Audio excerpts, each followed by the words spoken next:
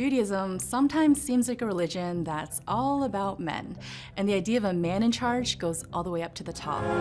I'm God. Bingo! Jewish tradition refers to God in very male terms.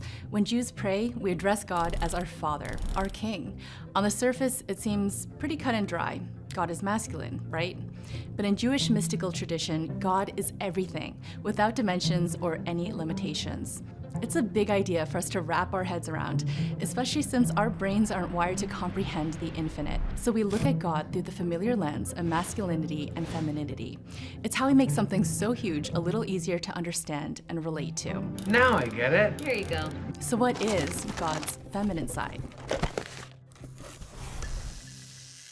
Whenever I'm curious about big esoteric questions, I turn to Jewish mysticism to find answers. Jewish mysticism delves deep into the Torah to unpack the mysteries of the universe. The Torah tells us that all people are created in the image of God. So the Jewish mystics reason that if humans are a mirror of God, this means we can learn about God by looking at people, which means if people are masculine and feminine, then so is God. Jewish mysticism calls God's masculine side HaKadosh Baruch Hu. HaKadosh Baruch Hu is the energy we feel when God intervenes from on high in our everyday lives.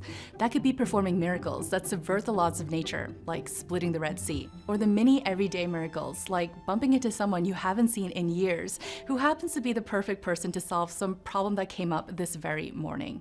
The counterpart to this lofty masculine side of God is his feminine side, which is more down to earth, literally. We refer to God's presence in the feminine, what's called the Shekhinah. And the Shekhinah, God's divine presence, is the feminine aspect of godliness that comes down and it's present in this world. The Shekhinah is an energy that's here with us in the physical realm. It's that tangible atmosphere of holiness that manifests when people engage in spiritual endeavors, like Torah study or prayer. The first time I visited a Jewish study hall, buzzing with the sound of Torah learning, the air felt electric with godliness. In Jewish tradition, the Shekhinah also acts as a comforting force. It's the emotional sense we have that no matter how terrible things are for our people, God is still with us, as nurturing and devoted as a mother. And because God encompasses the masculine and the feminine, so do we. All humans contain both masculine and feminine energies. Femininity and masculinity in Judaism operates on a number of levels, or scales, we could say. In Jewish mysticism, we call femininity and masculinity giver and receiver. On the physical level, male and female is directly corresponding to reproduction, biological reproduction. The giver, the man, gives of himself to the woman, and she receives and then creates something much greater than he ever gave her, like an entire human being. And so we get the paradigm of giver and receiver from male and female biology, but when we take it on more abstract planes, like emotional, intellectual, communal, then giver and receiver become modalities that we can all embody. So the masculine is the giver, and that could be a man or a woman when they're in the position of giving, and then the receiver is the feminine quality. In other words, the giver isn't always a man, and the receiver isn't always a woman. Whether we're the giver or the receiver changes depending on our circumstances. So the classic idea of giver and receiver in Jewish mystical texts is a teacher and a student. The teacher is the giver. The teacher has the revelation, the ideas, the content, and so the teacher is in the position of the influencer, the giver, and the student receives. And that femininity could be embodied by two men who are learning together, a teacher and student. So that giver-receiver dynamic operates on many, many levels. These examples of a teacher and student, or two people studying together, are really profound because they illustrate that everyone has a capacity to be the giver or the receiver. And these energies are in constant motion, shifting to adapt to how we relate to each other. The giving-receiving dynamic is a mystical version of the laws of physics. Think of it like this. When I push my fingers together, each of my hands is exerting a force on the other. When you press your foot onto the ground to take a step, the ground is actually pushing back against you. For every action, there's an equal and opposite reaction, even if we don't always see it or feel it. Think of the giver as the action and the receiver as its equal but opposite reaction. You can't have one without the other. The giver needs someone to give to, and the receiver has to receive from someone else. They're equally important. Infinite can be both the giver and the receiver at the same time. The action and its equal and opposite reaction. The unstoppable force and the immovable object. God is a paradox like that, but we humans are finite. We can only embody one of these roles at a time. At any given moment, we're either giving or we're receiving. human beings have to take on roles because we can't have them both at once, so to speak.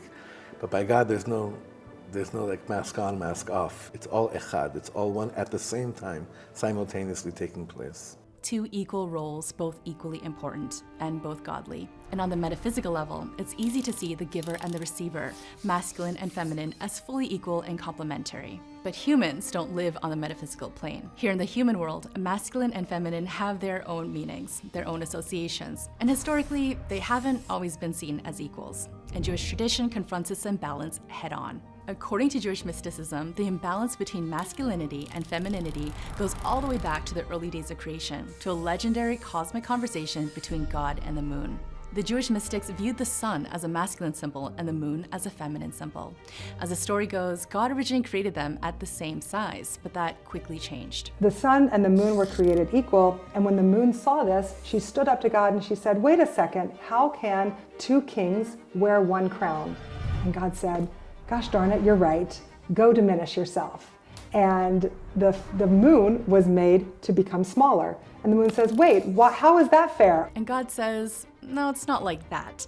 People are going to rely on you to count the months and determine the holidays." The moon isn't really buying it, so God tries again and tells the moon, "The sun is only visible for half the day, and you're going to be visible during the day and the night." And once again, the moon claps back. You can't avoid the obvious fact that the sun is more dominant. And finally, God says, "Okay, you're right. And to restore the balance, the Jewish people will atone for me every month for making you smaller." Nowadays, we say a special prayer every month to honor the moon, but that's not all we do. As it acknowledges that yes, there has been a diminishment of the feminine, something unfair, some epic injustice, a cosmic injustice has happened that resulted in the feminine for large parts of human history being diminished and being not valued, and there needs to be a repair of that. So how do we repair that historical injustice and elevate the feminine to its rightful place as a co-equal force in this world? Well, the answer might be different for different people, but one pathway is by coming to a deeper understanding of what it means to receive. And it starts with appreciating that our feminine side, that receiver role, is not passive. It requires action, and it results in profound creation. So what is the action in receiving? Well, it's making the space to receive. Picture a glass of milk that's filled to the brim. There's no room left to even dunk a cookie. But when I pour some milk out, that's when I can start adding ingredients like chocolate syrup, which makes the milk taste even better. And by doing that, I've created a new drink, chocolate milk. And the only reason I was able to be creative was because I made room in the glass. In this metaphor, we're the glass and the milk. The syrup is the abundance, or the influence, or spirituality, or whatever it is that the giver has to give. To prepare ourselves to receive, we need to set ourselves and our ego aside, and to a degree, empty ourselves, spiritually and mentally, just like God did when He created the world. Yep, even God had to make space so that the world could exist. Because God is everything, within everything, above everything, transcending of everything. How can we exist? How can we exist in God's unlimited infinity? We are finite creatures, each with our own world within us. How can we and God both exist? It's hard to understand what it means for an infinite God to make space or reduce himself, but the Jewish mystics put this really esoteric and abstract idea into a physical framework to help us grasp it. They describe this infinite God as an endless light that filled all of existence. When God withdrew, that light shrank down, contracting into itself and leaving a void. But then a thin shaft of light emanating from the original infinite light of God pierced that void. And it's from this small amount of light that the entire universe was born.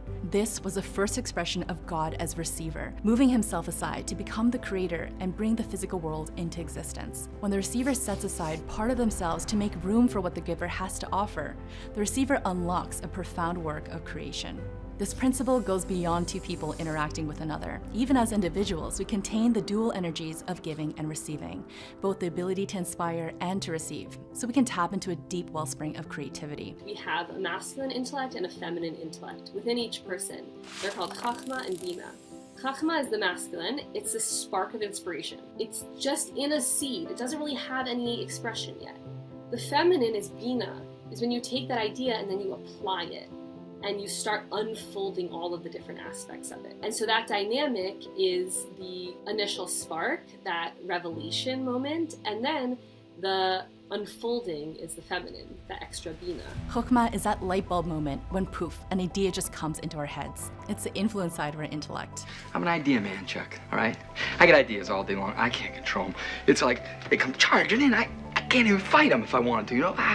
And Binah is the receiving part of our mind that takes that light bulb moment and creates something, like an invention or a new theory of Torah or literature. Tapping into our collective femininity is about being willing to question and seek.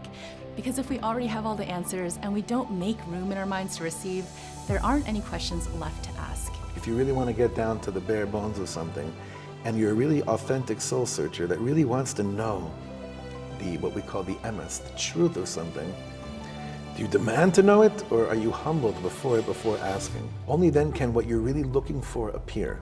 Humility is not a sign of weakness, it's actually a sign of strength. It's a way we can strip away our ego and our preconceived ideas, and it's this kind of strength that's at the core of the feminine energy we all carry, the part of us that helps us tap into deeper knowledge. Masculinity and femininity don't exist on their own. They're equally sacred and important, and embracing both our feminine and masculine energies is how we grow into the most balanced versions of ourselves.